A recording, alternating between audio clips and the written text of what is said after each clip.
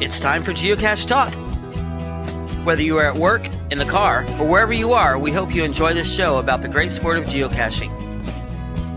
If you're watching live on YouTube, you can be part of the adventure tonight in the chat room and participate with others as they watch the show. If you are listening later, please give it a like and subscribe on your favorite podcasting app so that you can get all of the weekly Geocache Talk goodness. If you have not become a patron of the Geocache Talk Network, what are you waiting for? Patron levels start as low as a Bison Tube level at $3 a month. To sign up is easy. Simply go to the Geocache Talk website and click on the Become a Patron button, or go to patreon.com/Geocache Talk. Patrons now get the famous Blackout coin, invites to special events, and other really great items throughout the year. Become a patron today. Have you subscribed to FTF Magazine yet? FTF Magazine is the #1 geocaching magazine available. It is a quarterly magazine that you can be part of. Submit your geocaching milestones and adventures to be published. FTF Magazine is also interactive with puzzles to solve and the hunt to find Spartacus. If you can solve the puzzle or find Spartacus, then you will be entered in to win a special pack tag. Every new subscription, you will receive a special swag pack. Subscribing is easy. Just visit FTF's website, ftfgeo.com. Don't miss out and subscribe today. Logwork, the creators of the fantastic logbooks made with genuine write-in-the-rain paper. The logbooks designed for the micro-containers of the present and future, geared towards the hider who'd rather go caching than doing cache maintenance. Find them at logwork.com. That's LOGWERK.com. Thanks to Derek, Baker 6 Clan, for the graphics, and our new patrons. No new patrons. Okay. Let's celebrate our letter T's tonight. So if everybody has any coffee tonight, we're doing tea. So we've got Tennessee and Texas folks. So we'll start with Mike. He is in Tennessee. Anthony also in Tennessee. Derek behind the cache. He is in, obviously, Memphis area. And Scott, Jamestown, Tennessee, shout out. And, of course, Super Nate, he's in Appleton, Tennessee. So thanks to those folks in Tennessee. Texas, we have quite a few in Texas, so I will get through them fairly quickly. Juanita, fairly new patron. Harry. Is in another in Texas. Deborah, Yvonne, she's in Magnolia, Texas. Teresa, Tax Pro, RGV, they're down in McAllen. They're down along the border with Mexico. Skippy Teddy 83, Tracy, Gates, the Gates family. Thank you so much. Atreides. That's Marcellus. Zippertiff. Laura. Julia. We all know Julia. She's in San Antonio. ACDC family. John. D and David. Team D&D. Thank you so much. Ravenclaw Tia.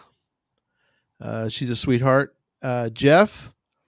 And, of course, Tom. Tom's been with us for pretty much all of the 7 years of Geocache Talk.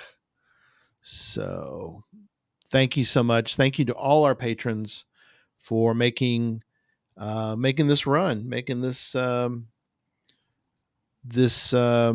wonderful show continue. Without y'all, we can't pay for anything. So we appreciate y'all so much. So, all right, let me welcome in my co-hosts. There they are. Hello. We're here. John and Jesse. So sort of a programming note, we are going to be doing the 7th anniversary show in June.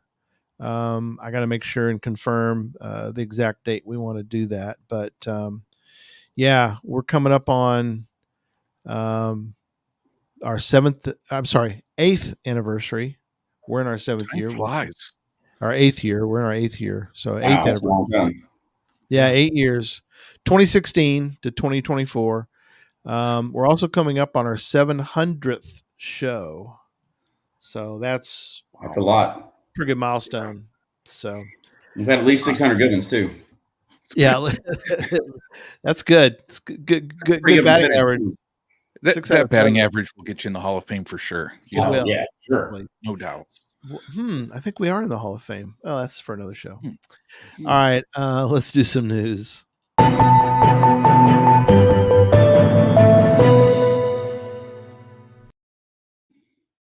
We have a lot of news, so please be patient with us as we go through it all. We will get to the topic of the travel bugs. In fact, I don't know, Jesse, if it's in front of you, what's left of the travel bug. I don't know if you want to go, whether it's worth getting, or you can just talk about. It's in my Jeep. It's in my travel bug, which I'll explain later. But it's in my travel bug container in my Jeep. Okay, So we'll we talk can talk about that trackable. If you want to talk about that, or you want to wait till the show to do it. No, we'll wait for the show. Okay. Yeah.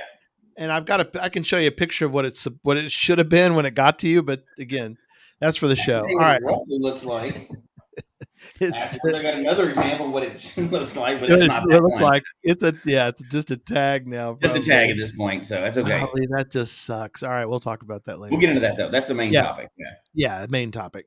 All right, so a couple things are coming out about Cache Fest that I wanted to get to for Cache Fest Oklahoma. The sign up for volunteers, as many of you know, and some of you maybe don't know, but may need to know about or can know about. Megas only work because volunteers help, because we can't do it ourselves. I mean, we just can't. I mean, we put in all the time we can, but we need volunteers to help. And there's going to be some signups that'll be coming out tonight after the show. Signups for all sorts of different locations. You know, you can kind of pick, like, if you like a certain thing, like, hey, I'm going to be at the, Night at the Noble on Friday to watch the crazy people who come to life, and we do an interactive adventure lab. John's going to be a cowboy, so. Oh, no. I picked my role based upon what character and role would be the most inclined to have pizza. Oh, it was not a cowboy. Not a cowboy?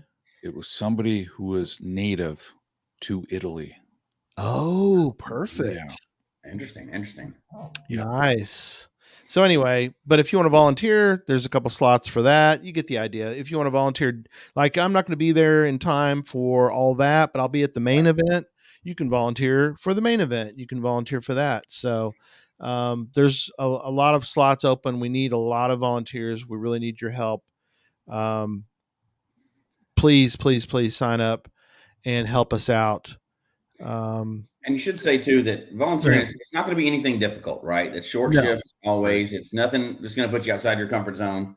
And if you've never volunteered at a mega before, it'll give you a different appreciation for the mega. You see all the behind the scenes stuff.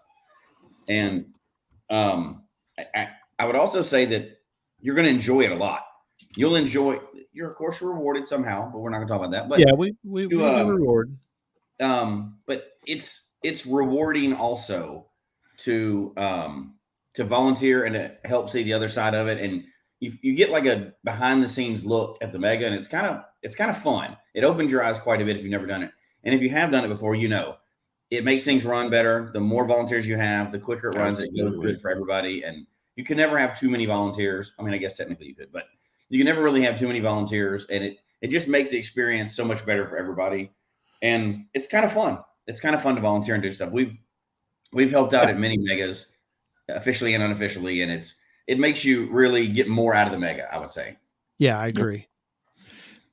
We have basically two types of signups. We've got the basically different slots during the week that you can sign up for, but we have a very unique volunteer sign up that we have slots for, which is on Friday. So I want to talk a little bit about Friday. we are going to have signups. I also have the official sign up, not just for the volunteers, but for everyone who wants to go through Infernal Device. Now, people are going to think this is crazy, I think, a little bit, but what? There's a sign up to go through a geocache? What are you talking about? And what do you mean go through it? What do you mean go through a geocache? So it's kind of escape room like, Mm-hmm. sort of, even though you're doing a reverse escape room. You're coming in from the outside. You're trying to get to the middle, trying to get to the inside to find the cache, and it's um, it's an experience. We really need to do it. It's, as I've said before. I think I've said before, or maybe I haven't, but it's the greatest geocache I've ever done. Of all the caches I've ever done in the past since 2006, That's awesome. this is Yeah. the geocache of all I'm time. excited for it. Have you ever done one like it, even comparable No. in any sense, Gary? No, there's not. Professional escape rooms is kind of all I can think of as an, and this is a geocache. This is just this is in a guy's shed, Yeah. on his Private property. Yeah, it's Yeah. his own property. Yeah. Yeah, And it's at you his kind of have to house. think too, though. I mean, as awesome as this thing is, and Mhm. Oklahoma's never had a mega before. So if No. anybody's familiar with megas and old caches or special caches around a mega, think about Beaver Cache. They have Yeah. to shut that one down every year during the mega because it's in a neighborhood. So you can't have 1,000 people tromping into a neighborhood, right? You can't have 1,000 people all at one time showing up on this dude's property. If we didn't set up a schedule with the guy and work it out, because he wants everybody to go through it. But you can't have 600-700 people showing up in a neighborhood and dude's private property all at one time. So if we didn't do it this way, he would have to shut that thing down for a week. Because you couldn't control the flow of it. No. And it would be ridiculous. It'd be like a stampede. Can you imagine missing that? Yard. Like if you came all the way to Oklahoma with one of the most epic caches out there and you just couldn't do it. Oh, that would be horrible. Yeah. Let me give you some more of the details. This just giving you the details should tell you right away that you got to sign up for this thing.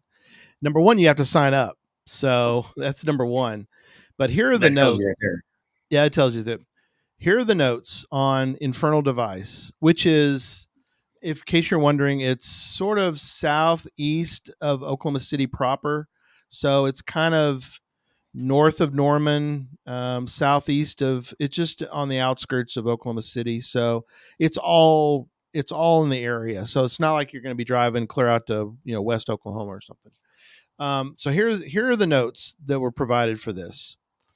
We can accommodate a maximum of 5 people to go through at one time. Each slot allows 45 minutes to complete the activity. Please do not arrive more than 15 minutes before your time slot due to minimal parking. It's at some dude's house, so let's not cause a traffic jam. If you can ride with others, that would be fantastic. Remember, it's going to be hot, so try to stay hydrated. So that's the key, is that it is K-Blast. He just no spoilers. Yeah. No spoilers. He's like, no spoilers. No, I'm not giving any spoilers. So you can answer this though. Is it a cache that can be taken out? No. No. You cannot take. No, it's not. We're not going to say anything. We're not going to spoil anything about the cache, but the answer to that one is no. No, it'd be like picking up an escape room from some building. It'd be like moving a building. Yeah. Now, Gary, can we announce the GC code for this one? I mean, I guess we could put the GC code. Just because for some people, some people not realizing how epic of a cache this is. We can put it in the notes too as well. I mean, it's been around for a while, right? Yeah. Well, yeah, it's gone through. This is a 2.0. But yeah, no, it's you have to go to the site and you have to go through. No, I'm not going to do it, Brian. No, we're not going to give you the details of the cache. We've No, talked no about it before on details. here, but we're not tonight. I don't think we can try to install any AC.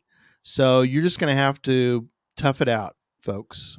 Yeah, it's going to be hot, and which you're reminds me, we are going to need volunteers for it's called Infernal Device. Mm-hmm. It's PG, I guess, as far as the horror movie horror part of it. So maybe young probably kids. Not little bitty kids. No, it's probably not the. I think teenagers would not be freaked out about it. I think young kids might be a little too young. If you kind of move them along, I don't think there's some great things about it. Oh, Julia's putting. Let's see what Julia says. Plus, it's a geocache, so it can't be moved. Way I would change the cords. Yeah, yeah, that would cause a problem. But we have permission. We went through a process. Got permission from the cache owner. He wanted these time frames, so this is really the cache owner's request that to give people plenty of time to get through the experience as much as possible. Volunteers will be there to help.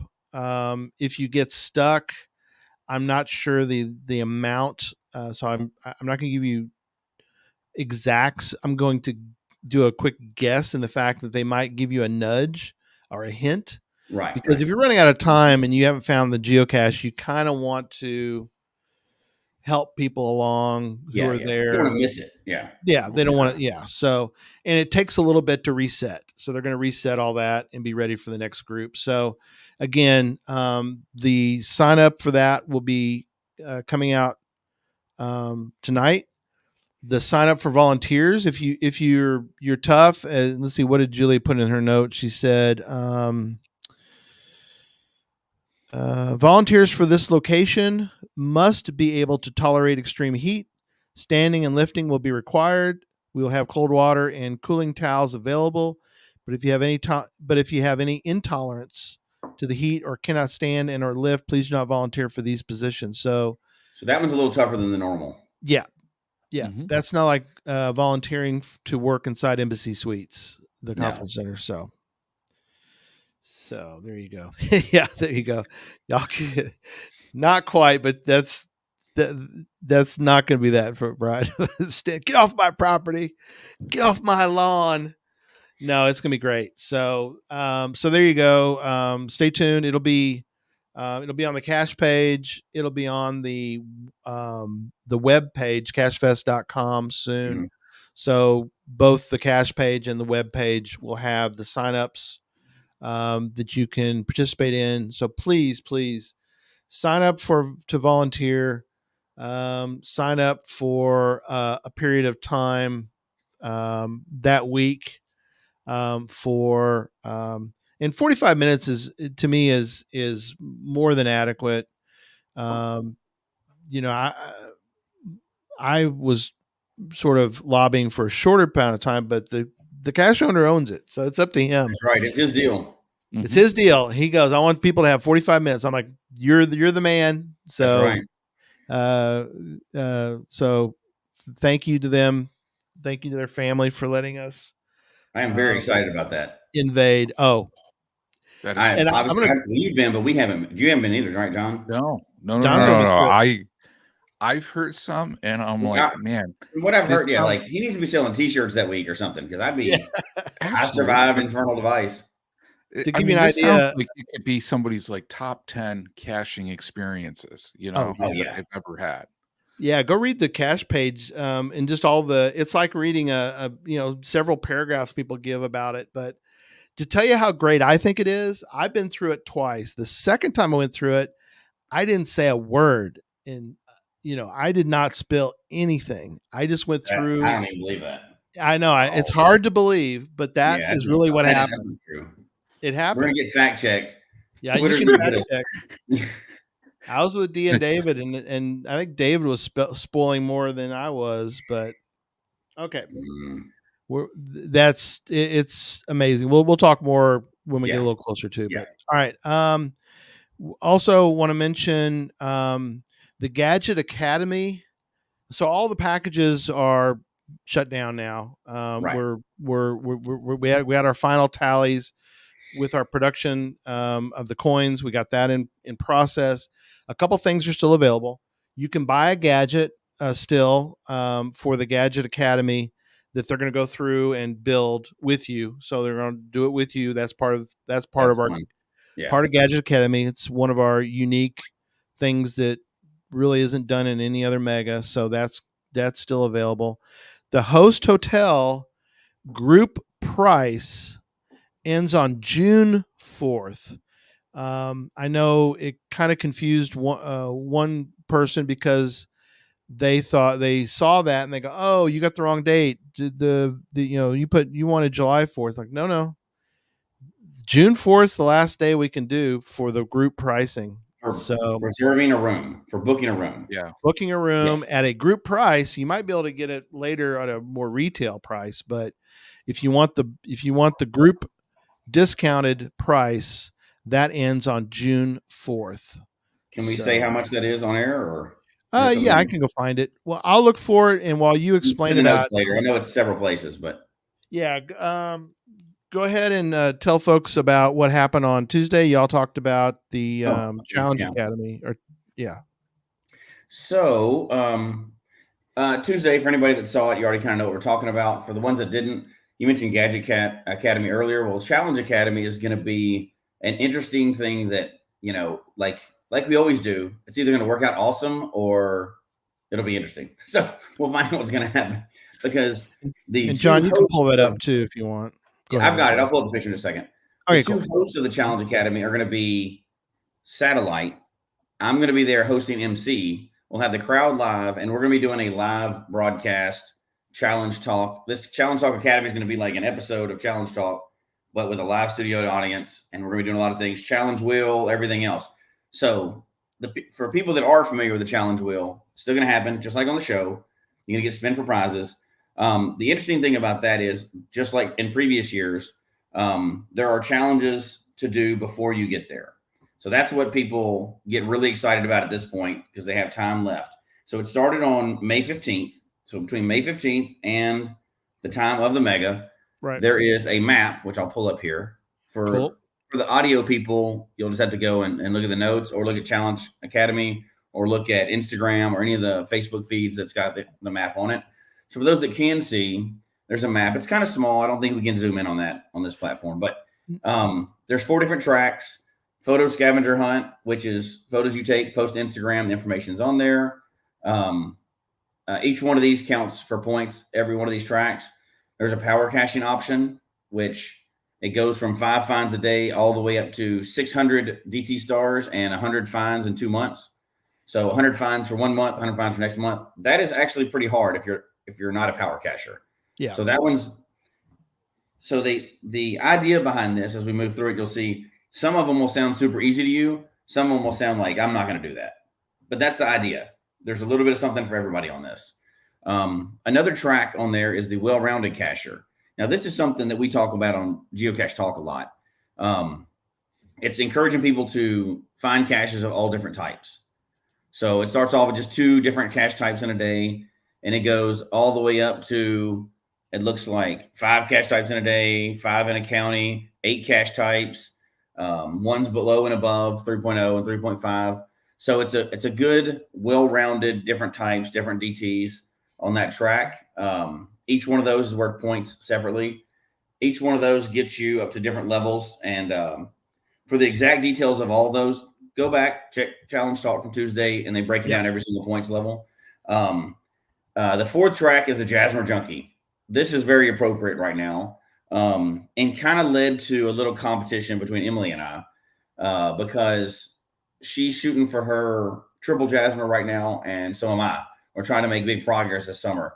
So if you look at the Jasmer Junkie track, it's a lot about year 2000 caches, or mini Jasmers, or 2-year mini. It goes all the way up to a 2-year mini Jasmer, which is really a 3-year mini Jasmer, and you have to get one from each month. That's hard for many people, right? So. I'm going to share too, Jesse, while you're talking. I've got let me switch over. Yeah, I've got the points breakdown. Yeah, pull that down. I can bring it up a little bigger.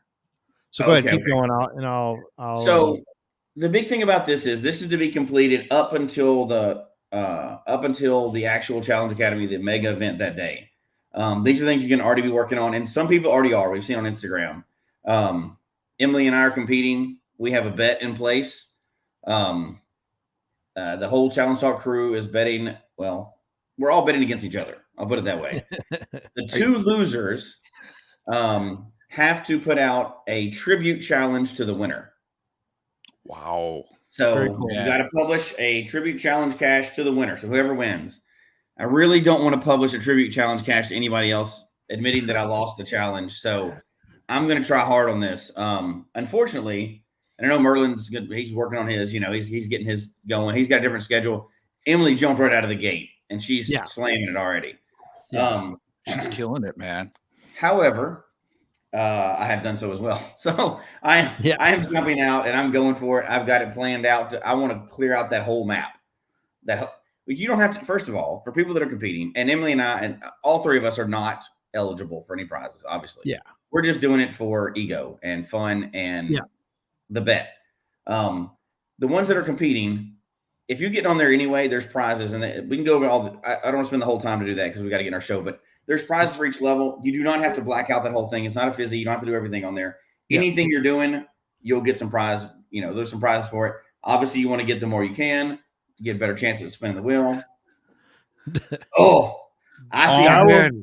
Daryl's betting against you. He thinks I'm blacking mine out. I've already got a plan, so y'all just. I think Daryl's just giving you motivation. And Jesse, I love how you said this is a little competition. A little, because everything that I've seen so far is not a little competition amongst you guys. Yeah.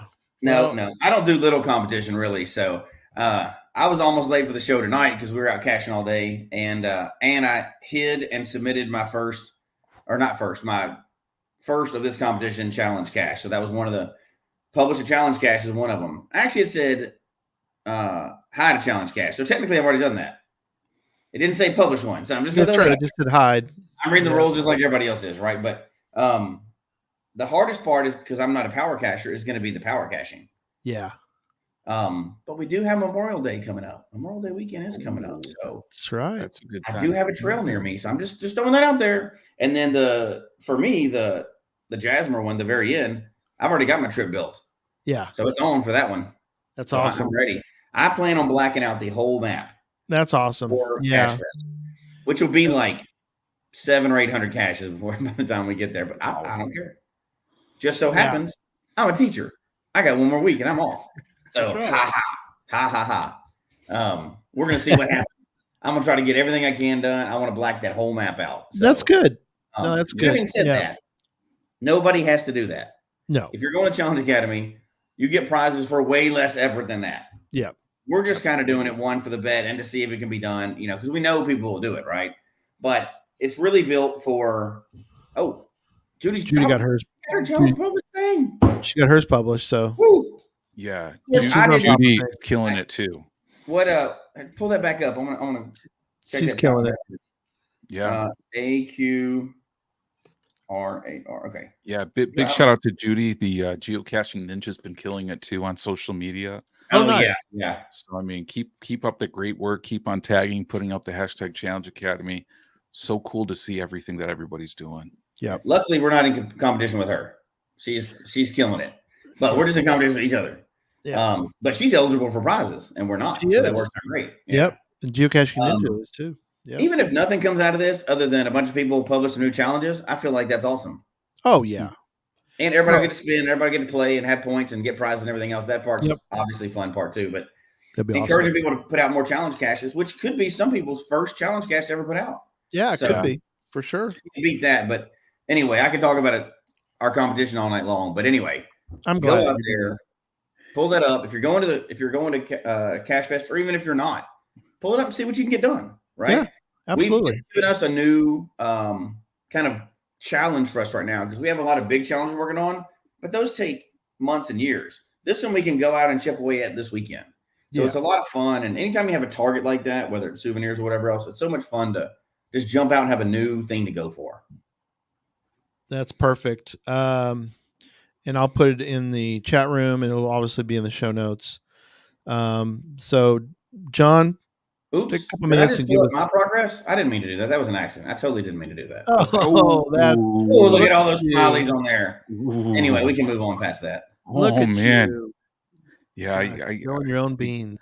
man, we're gonna have to cut Jesse off. So much competition in there for sure. No Oh doubt. no, But Jesse just but, spilled. Don't worry. shifting.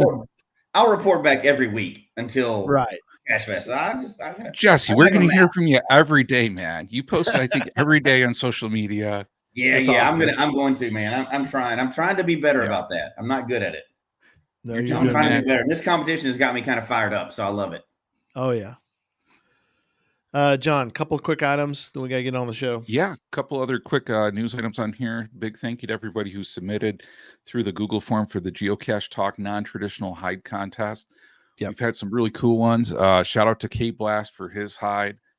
We got a few others that are doing really, really killing it too. Like I think it's like 70 to over 70% favorite points so far. Ooh, so what we're asking people to do on this one is to encourage non-traditional hides, hide a new cache, put it in that form. Yep. Then at the end, the top three, and we're going to incorporate, the percentage of favorite points as well too. We're going to invite them on the show, talk about their caches, give them some sweet prizes. It's going to be a lot of fun. So you have up until May 31st, but we definitely encourage people to submit those early. We'll post the link on social media again, this cool little dinosaur. If you got your phone, you can snap this QR code on your phone and this will take you to the form too. But, Judy Vaughn, if you got your challenge cache, go ahead and submit it if you haven't already. That counts. You can use it on here, and it's a chance to even win more prizes. So talk about prizes and cool stuff. There's a whole bunch out there. Yeah. Big thing we want to make sure people know too is May 22nd is Thank a Volunteer Day. So geocaching happens all because of volunteers on that side. People fulfilling things such as regional organizations, local reviewers, et cetera. So May 22nd is a way to let people know how much you appreciate them doing that. Because for some folks, they put in a ton of hours. They go through a ton of stuff because they love this game like you and I. So, please extend some love to them as well, too. And again, that's May 22nd. Do you think it'd be a good idea for people to send a quick email to their local reviewer and just say thank you? Oh, absolutely. Yeah. Absolutely. I mean, if you've ever published a cache or you've even found a cache in an area, you know who your reviewer is. It wouldn't take any time to just click on their name, send them an email and say, hey, thank you for what you do. And Judy submitted hers. So awesome, Judy. Glad to hear. This is not a push to say Geocache Talk or anything like that. I'm just saying, shoot a little email, 2 minutes. I guarantee you many reviewers, they've got to be on their wits end at some days, right? Just people arguing with them and complaining at them all the time. Yep. So any good email that doesn't want anything from them, they would probably be pretty happy to get that. Yep. Just absolutely. Click on their name, say, hey, just want to say thanks. Don't need anything from you at this time. Happy Volunteers Day or whatever it is. Perfect. Not a bad plan if you have the time and feel so inclined. Perfect. All right. Let's talk trackables a little bit. What, we got a topic tonight? We have a topic. Yeah, we do. Oh, we're just doing a news show. No, yeah. So much is going on, it's really cool with everything going on for sure. Not a potpourri show, although we've done those before. We have. But pretty rarely. We always usually have a topic. So, all right. So this topic came about because let's see when I sent this thing. I released it September of 2022. And it is May of 2024. So is it that long ago? Yeah. If you want to mail something through Travel Bug, you don't want to do that because it takes taken 2 years. Basically, no. Well, 1 year and a half. Took a year and a half to get from Texas to Florida. So I put out a Travel Bug, and we'll talk about some generalities here in a moment. But what spurred on this discussion was I put a Trackable out, and the Trackable title here, in fact, I'll even pull it up, was that I wanted this Trackable to go to Jesse. And it was a little it's not a bobblehead, but it was kind of like a McDonaldland toy of the Winter Soldier. There's a picture of him down here. So Bucky from Oh, that's what it looked like originally. Oh, yeah, yeah. We'll get to that here in a minute. But I sent it out with a goal of Bucky wants to go visit Memphis Mafia in warm, sunny Tampa, Florida. Well, generally Tampa, Florida, Tampa, Florida area. Would you help him get there? And I attached the travel bug with the little dog tag travel bug with the little chain, and put him out. And of course, I made lots of mistakes in the process of doing that, which we'll talk about. So he wandered around. Let's see, how long did he wander around in some other state? Look at his mileage too. See how far he went. Yeah, his mileage. Let's see. What the was map right above the logs, at the very bottom where the logs are? Scroll down. There you go. You should see view map right there. Oh, view map. Yeah, let's do that. That'll show you everywhere he went and the mileage. Yeah. There we go. So he kind of went toward Florida, ended up overseas. Over to Europe. Back. There you go. UK. This seems like one of the how many miles total did he go? Shipping things. What was his total? All over the place. Should say all over the place. I mean, yeah. Maybe on the first page.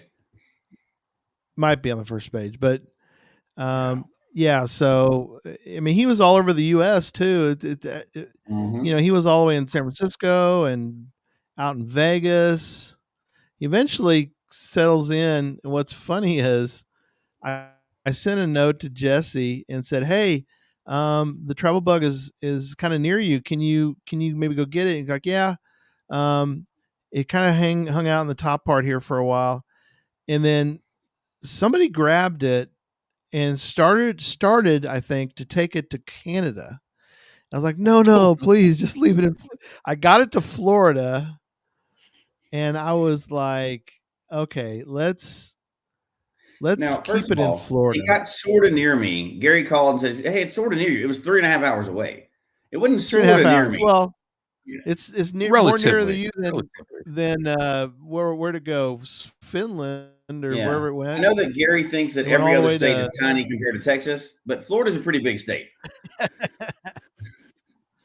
Yeah, so it went all the way up to, man, that thing traveled a long way. Look, it was Stockholm, in Stockholm. Sweden. How cool would it be if it was dipped into the Jasmer cache? Helsinki. It almost made it to Russia. I mean, this stop here, it was at the Lupentorni flag tower. I mean, this is the border with Russia, I think, with Finland and That's Russia. Wild. So. There must have been a bad translation at some point that said "bring to Finland" instead of Florida. Yeah. Right? Yeah. So as we talk about that for sure, right? Yeah. So lots of mistakes. We'll get into those here in a minute, but yeah. But so luckily, that's what he looked like. Oh, go ahead. That's what he started real quick. He started at. Now I don't know at what point he got detached and taken separately, whether it was on purpose or they just got separated and the tag kept going. The tag survived surprisingly and kept getting moved. Yeah, the tag. Yeah, at the end it was just a tag.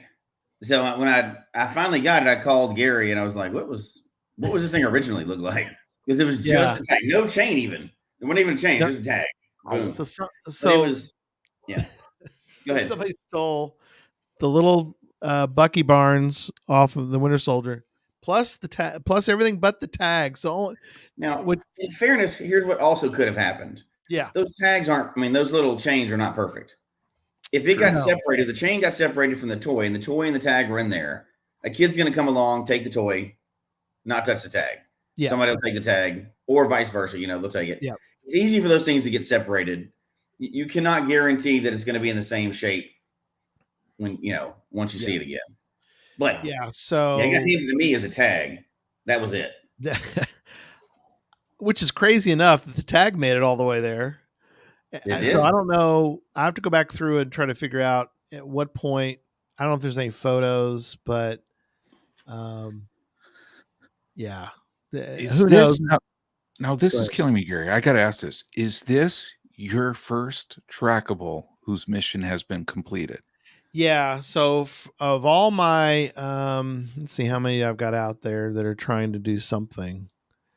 Yeah, my first trackable that I put out was in, I don't know, probably 07, and it's still wandering around out there, maybe. But yeah, this is the first one that made it to somebody of all.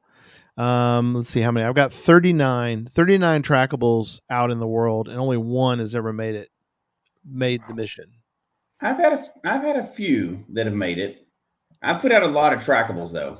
Yeah, you have put out a lot. The craziest one that I want to mention that you got was the Michelin Man. So yeah, that one was missing for a while. Yeah, Geocaching HQ put out a trackable. They haven't done trackable Promotion. for a while. It was a trackable promotion years ago with Michelin. Trackable promotion that they put out, and you could sign up, and they would send you a little Michelin Man tire gauge checker. Yeah, it was shaped like the Michelin Man, was a little tire gauge thing. Yeah, with a little tire gauge on it. Very cool. Yeah, very cool. And Jesse put one out, and we were I'm a at. sucker, and I actually do what you're supposed to when you get the promotional trackables. I send them out. You put it out. When they're gone. Know when they're gone, but you agree to that. Yes, you do. When you say, "I'll do it." Yes, send me one. I'll send it out. Yeah. People get them and they just leave them on their shelf. That's now. If I ever get them back, I get to keep them. Yes. And that one I got back, but what I do with it, I send it out again. Put it back on. I think it's cool, and it needs to go out again. So keep on pushing your luck there, man. The funny thing is, if the stars align correctly, you might end up with a story like this one, which was we were at the Texas GA Mega up in Denton, and a friend of mine had found, and he didn't tell me this, he had found that Michelin Man in some cache somewhere. Yeah. And he knew it was Memphis's, and he said, "Oh, I think he's coming to Denton for the TXGA Mega." So he ran into us at one of the side events, and he goes, "Jesse, here you go," and he hands you the I hadn't seen it in a long time.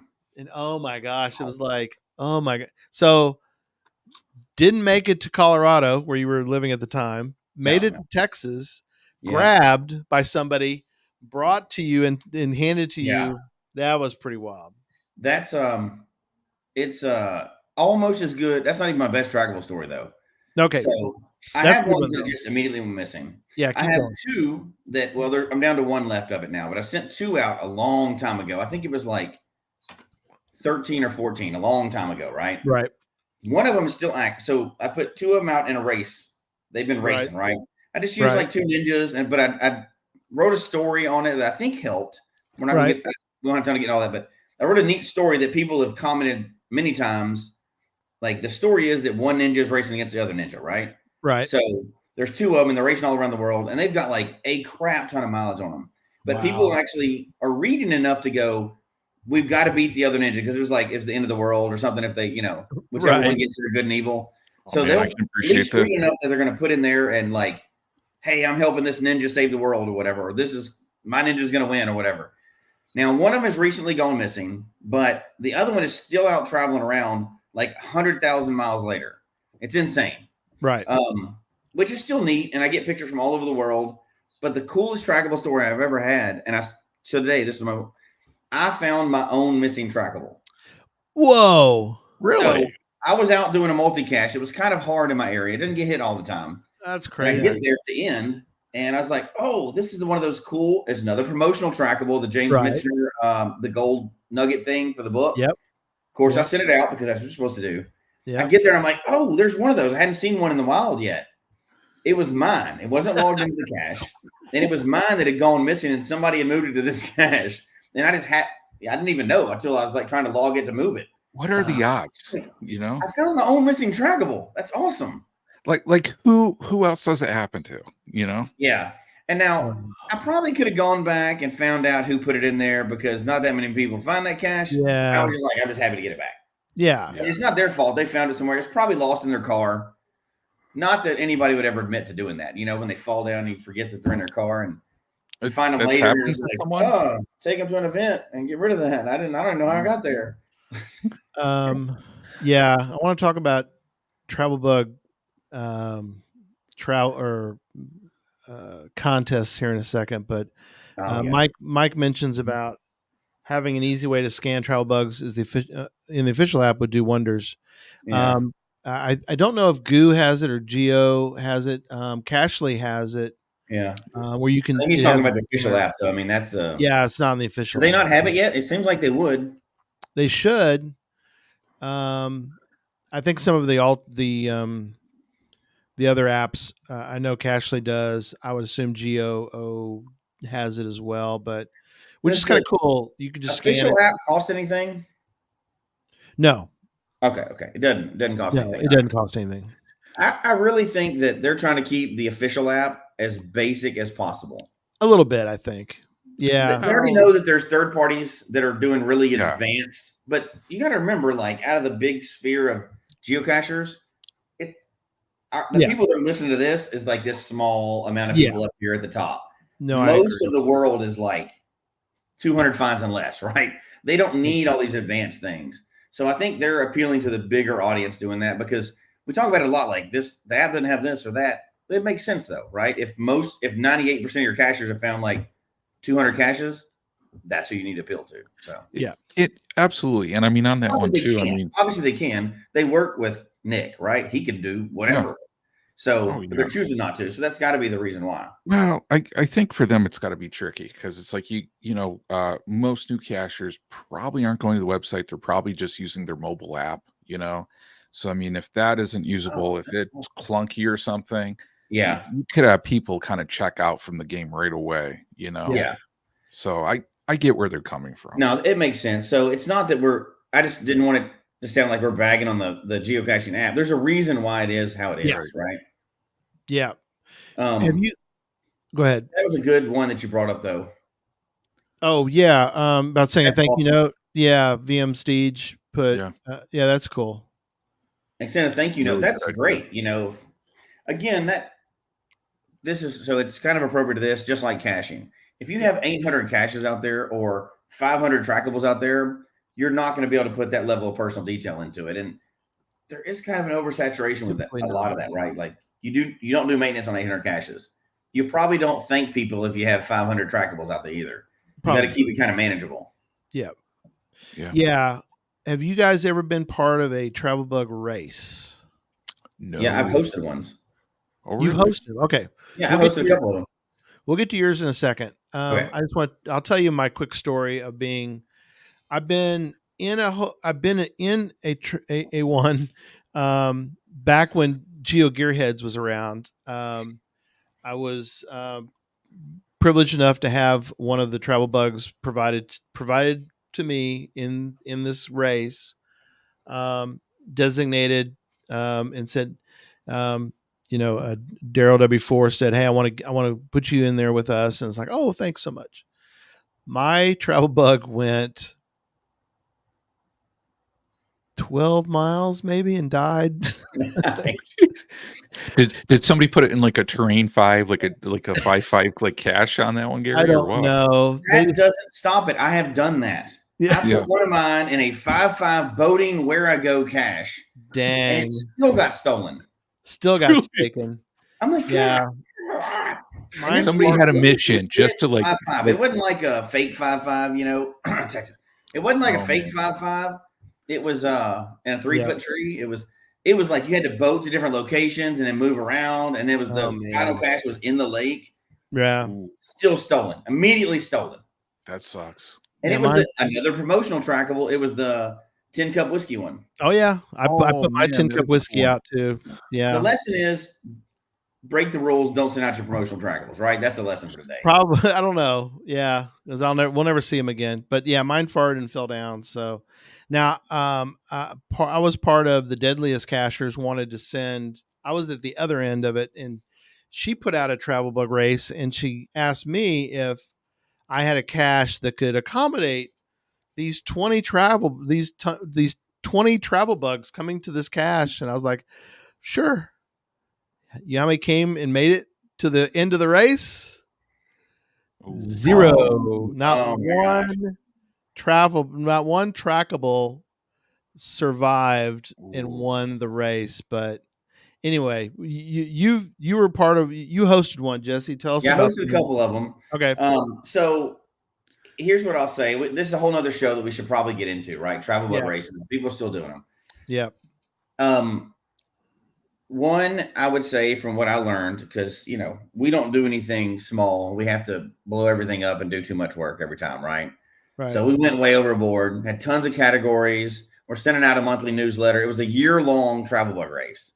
Mm-hmm. Way too long, by the way. Way too long. Way Because too long. people lost interest, and we had prizes custom built for people, and some people didn't even show up at the end. They're like, I'm bored with that thing now. But anyway, if you're going to do a travel bug race, simplify it, make it super simple, and keep it short and interesting for people. Like have a final destination there, but they can be a lot of fun. However, I'm trying not to like rain on anybody's parade. If there's a travel bug race, do it. It's fun. It's a lot of fun. Yeah. However, here's the way I'll say it. Just like with all trackables, a travel bug race, it's kind of like being a Cubs fan. Right. You have to know going out, you're not winning the World Series, but you got to think there's hope. You got to right? think 'Cause you're if you wait 108 years, Yes. you win. You might So, win. You have to know if you're doing a travel bug race or if you're sending out a trackable, it can be super fun. It can go places, it can do all this other stuff, or it can literally disappear before you get home. And you just know that that's part of like the percentage of them that go missing. I don't even know. I think Signal's doing it. It's going around the world selling trackables so that they can sell more numbers. That's a busy frog. That's a conspiracy theory, but I'm just going to float it now. I'm just saying. Conspiracy. Wow. Where does he go between megas? That's true. Maybe he's going out and swiping. He's got to be doing something, right? Scooping up travel bugs, you're saying, along the way there? That's what I'm saying. Could be. And what if Signal's cash mobile ran on trackables, and he had to get those trackables to get to the maybe next he eats location? them.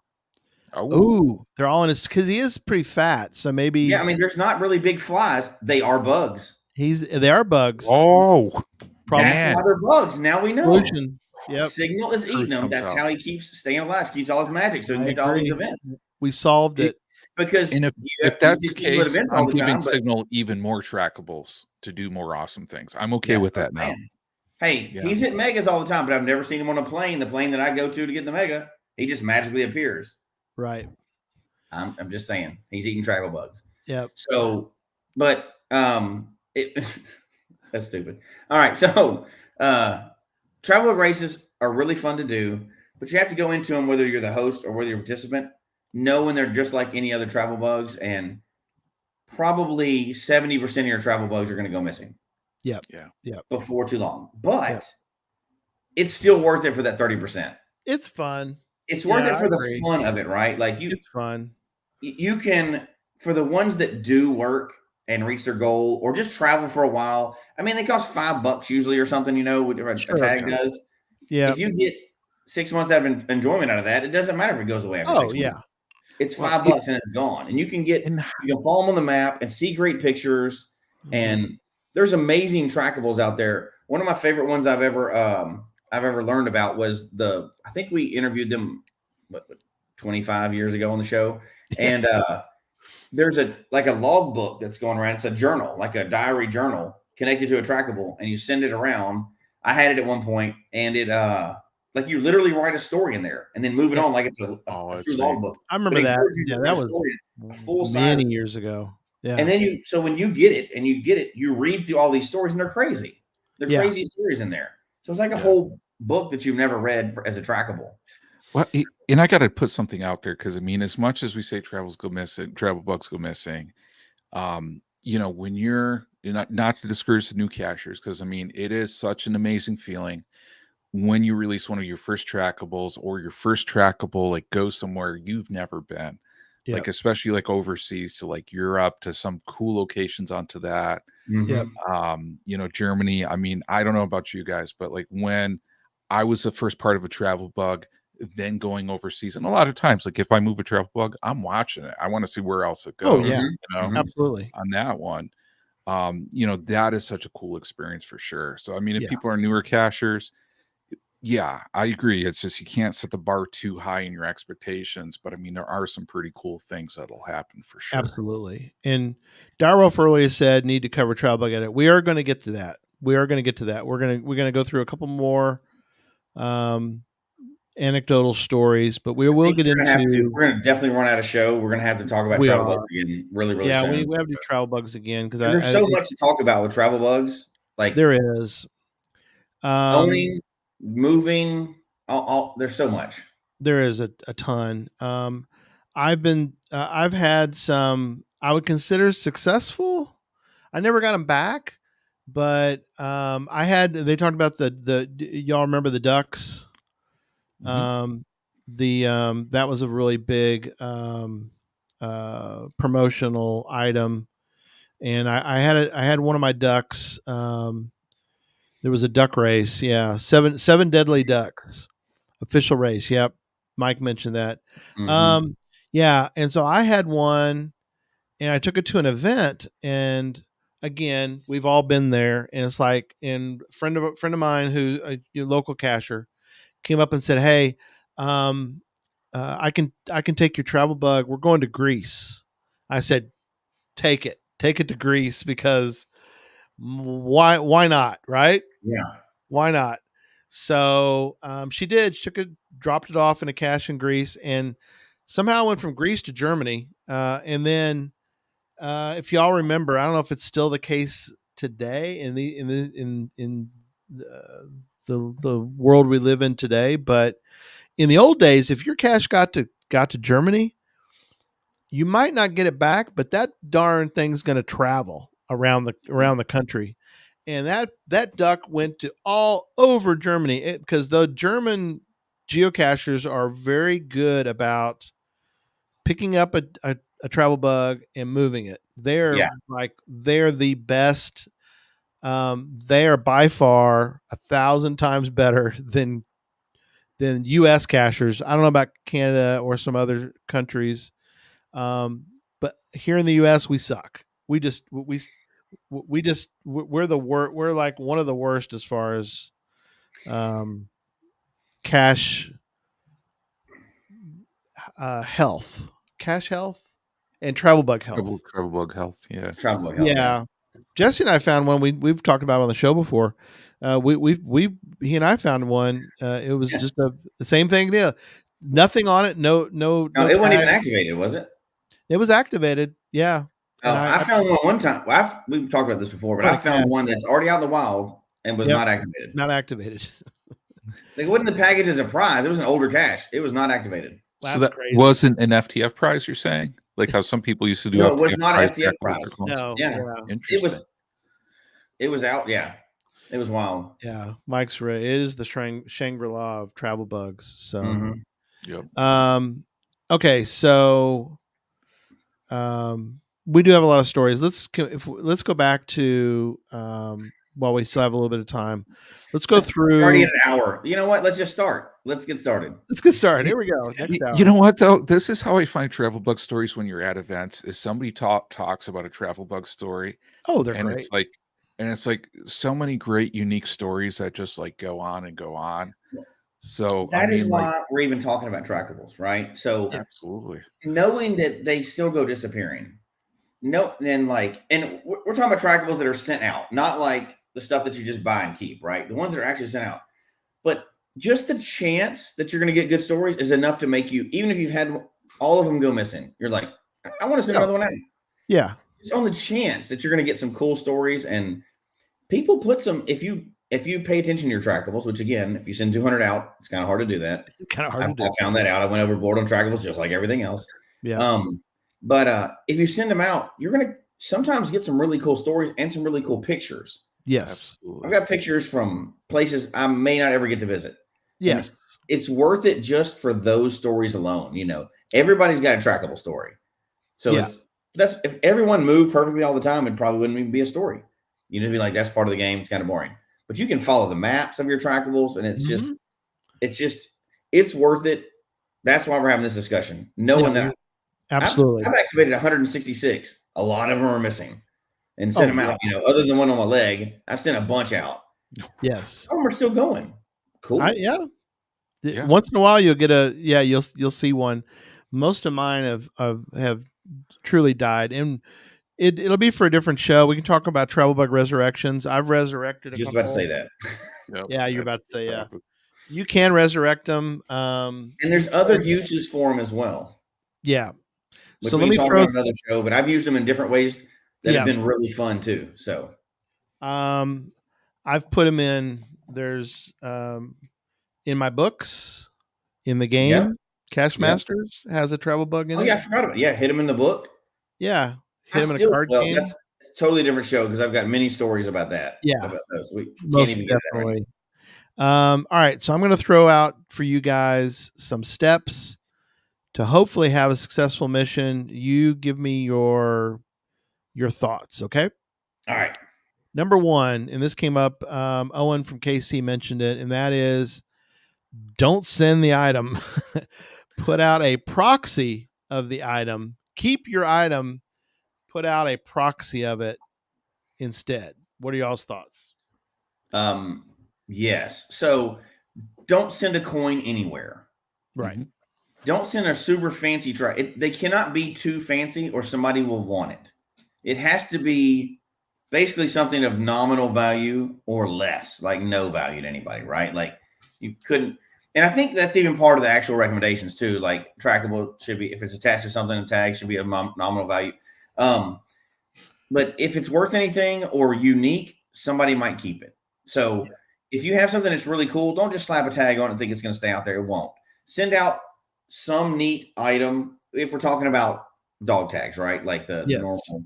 If we're talking about those tags, send out an item that's like a McDonald's toy or, although those aren't nominal anymore. I think I heard the other day that a Big Mac's, those Happy Meals like $20. Yeah, they're getting expensive. Yeah, so that's an expensive toy. But some kind of useless little toy that makes a story funny, but nobody's going to covet that thing. You cannot send out anything valuable. It's gone. Or unique. Not unique either. Yeah. And I agree with you on that one because, especially in caches, let's face it, caches get muggled, Oh, sure. People discover these things. So, if people don't even know what this is and they see something really cool in there, it may be a non-cacher just grabbing it and going with it, and it's never seen ever again on that side. Yeah. I 100% agree. Here's one thing that I don't think you'll see very often, but and we have some good comments I want to get to too. But when we were at we did a geo tour of birthplace of Texas, and what they did was they gave you, obviously when you finish the tour you got a coin, but with the coin I got actually a proxy coin that I could send out. Never did because I thought it was kind of cool anyway. But they gave you, this is not the coin, this is a proxy of the coin. Isn't that cool? And it's metal, and it came with a little hole you could attach something to it. But it's like a replica. No, I've got a few of those that I've sent out, and I kept the original coin at home. Yeah, kept the original. The original behind me, but you rarely see this kind of thing anymore. I think there's an issue with those. We'll have to research before we actually talk about it, but I think there was an issue with people selling proxies to go with coins. Maybe there's some kind of issue, but I don't want to. I can't remember exactly the details of it, so we'll talk about it in the future. Yeah. You don't see that much, and so I'm going to grab this one. Loskin said, "I won't move a proxy," and I'm assuming what they're talking about too. So for me, and y'all have all seen this, when we're talking about proxies, we're talking about like that coin or something quality, right? If you're going to put a proxy to it, go get a dog tag and engrave it yourself, a pet tag or whatever. Yeah. Put something that's quality out there. Yeah. The ones that probably like Ken's talking about, you come to it and you'll see a little baggie and it'll be a piece of paper and it says proxy, and it's just like a printed piece of paper. I'm not moving that around. No. I'm not taking that out of that cache. That's annoying. But now I've had ones that have gone missing, and I've actually had, items with tags engraved and everything else to replace that. And not to get into the resurrection part of it, but you can a proxy that's quality. We're not saying put out a baggie with a piece of paper. That is terrible, and I would never move that. I am not even touching that thing. No, I'm not putting that in somebody's cache and attaching my name to it. You're right. Yeah, something quality. Proxy needs to be at least as high quality as the original, or nobody's going to. Cool. It's not going to help you. Yeah. Yeah. So next is make sure make sure you attach the mission to the trackable somehow. How rare is this that you actually come across this? Yeah, but maybe 1 out of 25 that I come across actually has a printed trackable goal before you have to scan it. Right. And people are like, well, you can scan it and get in the goal. Not everywhere. A lot of areas don't have cell service. You know what I mean? Who has time for all that? And now you've hiked up a mountain, which has happened to me multiple times. Yeah. You literally hiked up a mountain. There's no service there. Right. Trackable. Should I move it? I don't know. I don't know what the goal is. Should I? Get it back down, and the goal could be leave me at the top of a mountain. Okay. Come on. That's abandon the trackable. Yeah. So now I'm the person that's, busted the goal or whatever, but it's so rare. How many do y'all think out of 25, how many of them actually have the tag on it? Yeah. And I got to say on this one, I mean, it's not many. But I mean, I'll admit a trackable sin.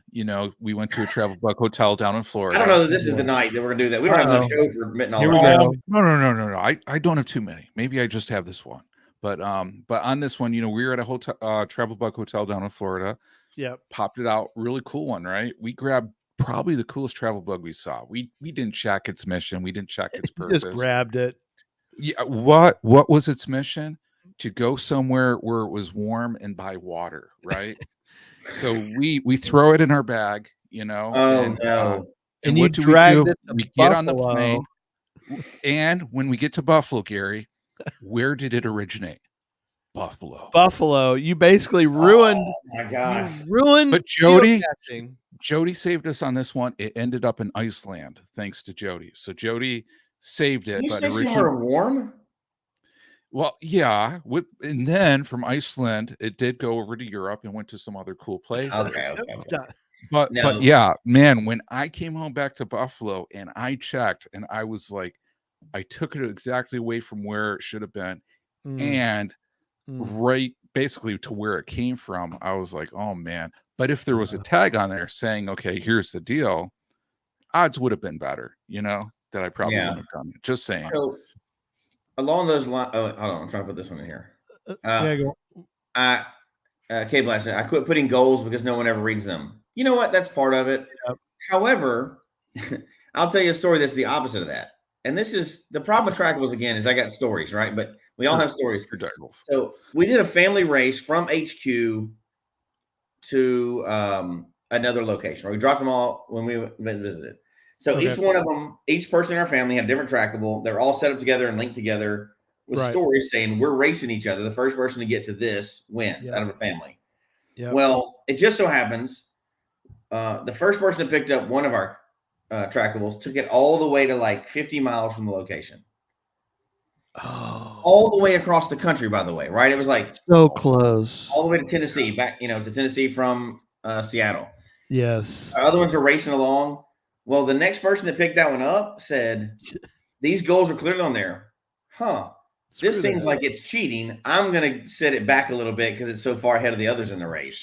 No. And it took it back west and put it in a cache. It was like 5 more states back. He goes, I think this one got too lucky. It's not a fair race. And so he paid attention to the goal, but just decided to do the opposite. It's not up to them. We thought it was funny. I thought it was hilarious. I sent the guy a message. I was like, dude, that was awesome. It's hilarious. Yeah. partially because it helped me win the race, but Right. even so, that is funny. Somebody interacted with it, and you just have to know it's going to be a 2 steps forward, 1 step back process. Yeah. Sometimes Yes. 2 steps forward, 5 steps back. It's not the point. You have to get not so tied up and invested in it being perfect. You have Yes. because in it, we've all gotten mad about it, but we're just gonna tonight's not the night for that, right? But you got to know with trackables again, it's up to the mercy of like the wind blowing. Literally, that's what you're doing, Oh yeah. and it may not ever reach its goal. Some people will never read the goal and pay attention, and some people will see the goal and do something totally funny and opposite of it just to be funny, right? Just right. Yep. And they can. There's nothing wrong with that. There's no rules against it. There may be some etiquette against it, but there's no rules against it, And that's just, but at least give them the chance, the ones that want to do it right, and put the goal on it. Like Yes. laminate a piece of paper, tie it to it, however you do. One of those rope chains, not chains, but the rope ones that not the bead those are way chains. better, the Right, connectors. way better, yep. And it's more likely to get taken to the right location if you have that goal on there. Yep. It's actually just more likely just to get taken out of there because it looks like a complete trackable and it's It not does. something, Yeah. Yeah. So a couple other ones that we've got to wrap up tonight, but a couple other things to note.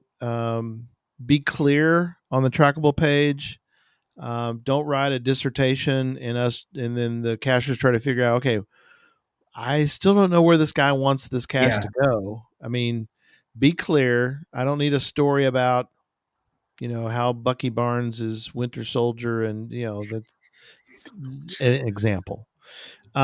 Securely attach it. We talked about that. Don't, use something that's going to be secure, even though you think it's secure. Like I used the bead chain, that didn't do any good. So, no. And I had a suggestion. I don't know what you guys think, but I did not want to put, and I don't know if this is a big deal or not, but I didn't want to put a secondary goal on the travel bug page because it never completed. Well, now it has.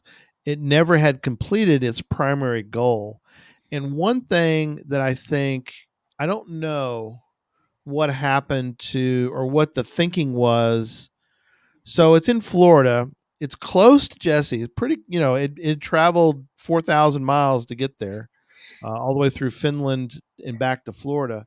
It'd gotten that close. And then I noticed I got a log that somebody had picked it up. And when I looked at his log, he goes, headed back to Canada. And so I immediately emailed him or messaged him. Yeah. I said, please don't let that travel bug leave Florida. In fairness, though, your goals to want to go visit Memphis Mafia in Tampa. It was already in Tampa. So it kind of looked like the goal was completed. Right. And what do you want to do when you get a trackable? Take it as far as possible because most of the goals are just travel the world, right? You look at it. The goals, 9 out of 10 times it says just travel the world. It's not a specific thing. So there's a lot of interpretation there on trackables. Yeah. And once in a while you'll find it. And so it was a good soul. They didn't say anything, but they did drop it back in another cache in Florida. And of course, then somebody picked it up, which was cool. Was at this point, again, all's left is the dog tag. They sent me a message and said, we grabbed it. I think we're going to see Memphis at an event. And I said, perfect, please. Yeah. And so they took it and handed it to you at the event. Yeah, they sure did. They handed it to me.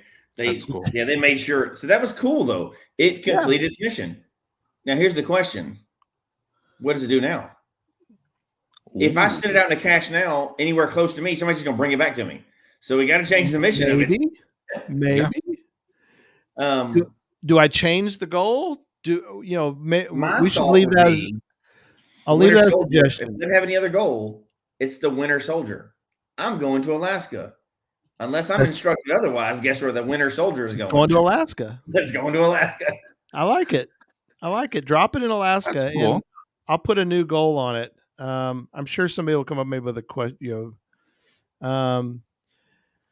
So Paul, largest hitchhiker.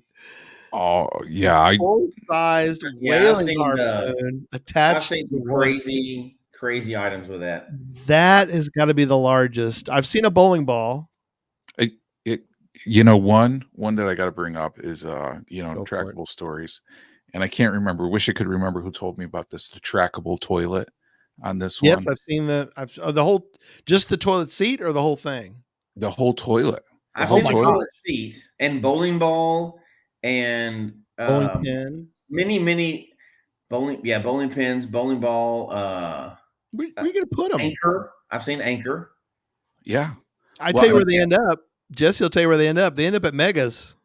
They end up dropped at somebody's events. That's what happens. That's what happens. That's where they go to die. well They end up at that's some- where they go on this one. Though They the do. trackable toilet that somebody got, they got it from an event left over like that, and I can't remember who it was. Wish I could. Yeah, absolutely. And what they did is they knew a caching friend who had a wonderful front porch to drop it off for them Yep. on that one. So when Oh, that cacher man. awoke and went outside, he found the trackable toilet on his front porch. No. I love it. I love that Yeah. so much. There's so many things I want to talk about that story. I love every bit of that story. I love every side of that. That's awesome. That is incredible. Absolutely. Just talk about the joy and laughter that spread across so many people. That Yeah. Oh experience. yeah. I've So- seen crazies. Yep. I All right. know we're obviously going over, but it was Go in ahead. the comments and it was in our notes, and I kind of want to throw it out there tonight, Sure. just because I want us to come back to it. But I'd like to give it a try. I don't see any rules against it. Okay. So let's see. Let me pull the note up because it's in our notes, but it also Okay.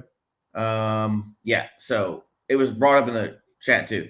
I have an answer for all these problems. GPS tracking chips. So funny you say that, because actually in our notes we talked about this. What are y'all's thoughts on putting a track, like, because they're cheap now? You can get them for like $15, like an Apple Tag or Which is crazy that they're cheap. Tile or one of those Yeah. other things that you can track with GPS now. What are your thoughts on putting out a trackable like that? I love it. I love it because we had talked before, I think, about putting a trackable either on in a cache to see what happens if somebody takes it, or like you said, a trackable. It would be perfect. And now that, I guess, like you said, I haven't looked at the prices, but apparently an AirTag is cheap now. You can get one. So I've got them on my dogs. Like I've Yeah. got them built into their collar. Very so I cool. can track my dog just like you'd track anybody Yeah. else, on the it works great. Yeah. They work perfect. It's a map just like you're used to. Mhm. And I think you can get, like, I don't know exactly, but maybe $15. Like if you buy a pack of 5, you get them for cheaper, stuff like that. Sure. But I think they're like, a lot of times you get promotional, about $15. And I'm specifically talking about the Apple Tags. That's what I've got. Yeah. Or the do I have AirTags. tile? Yeah. I got some tiles too, I thought. Anyway, but they're perfect. They work perfect. The little AirTags. Mhm. It should work great for a trackable. Yeah, absolutely. I would actually. So Brian, we would. I would send them an email, or I would talk to the person. I don't have any problem going and talking to somebody. Say, hey, That's stolen property at that point, right? I'm literally tracking it. apparently, yeah, I'm tracking the trackable is in your house. So Yeah. what's the story? Yeah. What's your I story, think dude? the interesting question though on these, and I know it was raised up in Reddit too on this one and a few other people, is they saw them. So they saw the AirTags, Right. and then they chose to do what they wanted to because of that. But what if you like 3D printed or hid an AirTag in a trackable so people didn't know? Yeah. You're saying, so what's better, to have it showing or not showing?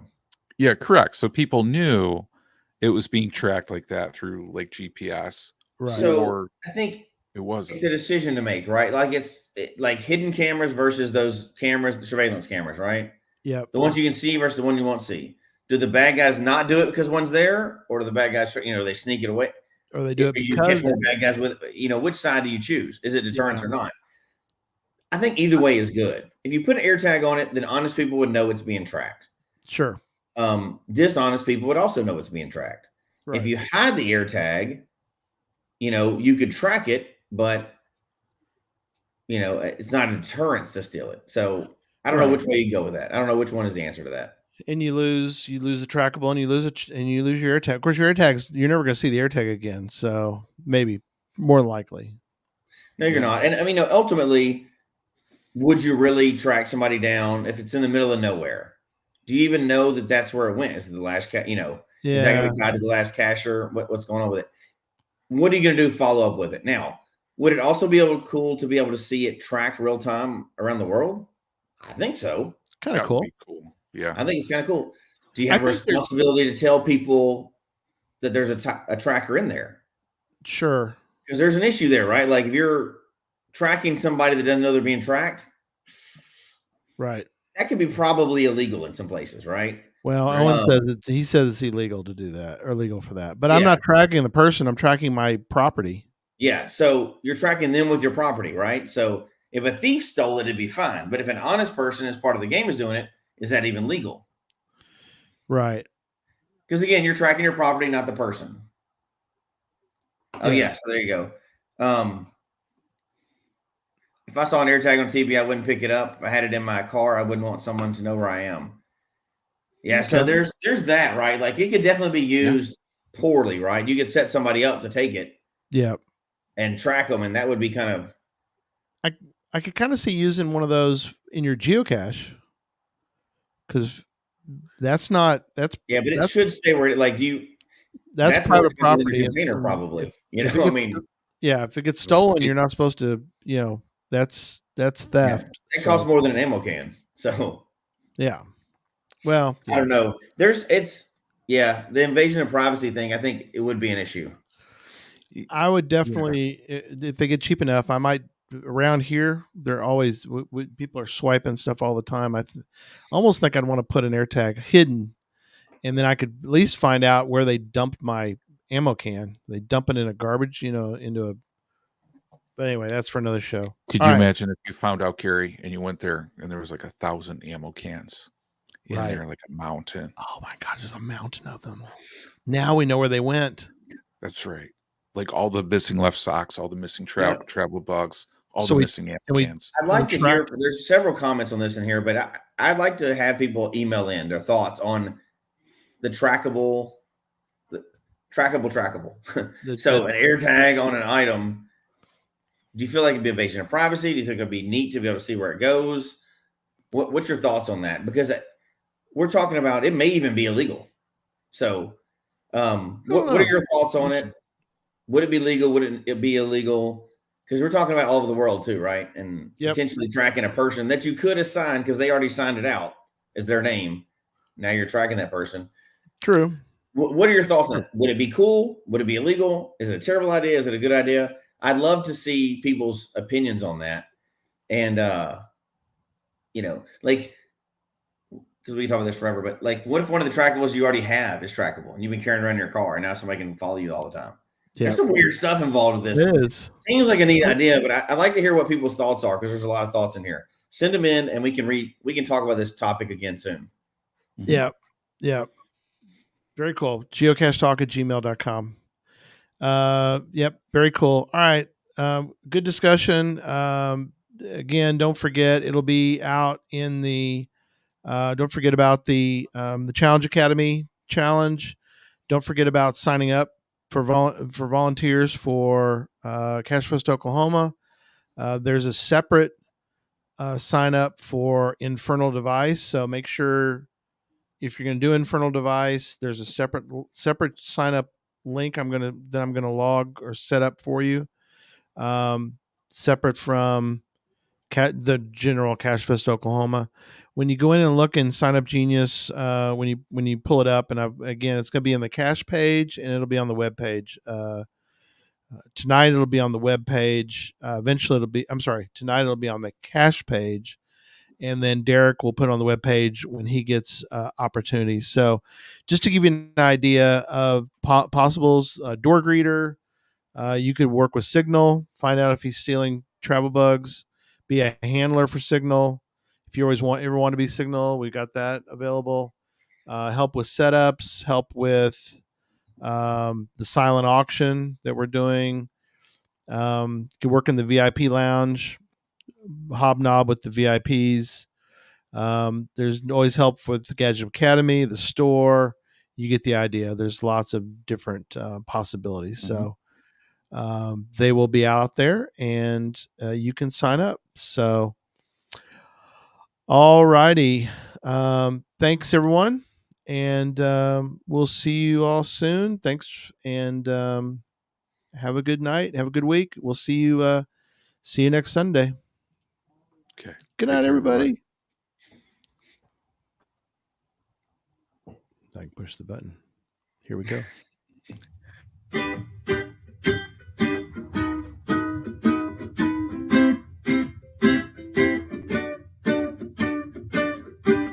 May your finds be many, and your DNFs be few. May the terrain and difficulty both be less than 2. And whatever it is you're looking for, may it find its way to you. And may we all meet again. Folks, we hope you've enjoyed the show tonight. Please email us your comment at geocachetalk@gmail.com. Don't forget to follow us on Twitter, Instagram, and Facebook. The show can be found on Apple Podcasts, Stitcher, Radio Public, or Spotify, as well as at the Geocache Talk website. Don't forget to click that subscribe button below and ring that bell notification so that you can see and hear the show on a weekly basis. And tell your friends about the show. Get them involved with us in the chat room. And until next week, don't just talk about geocaching, go geocaching.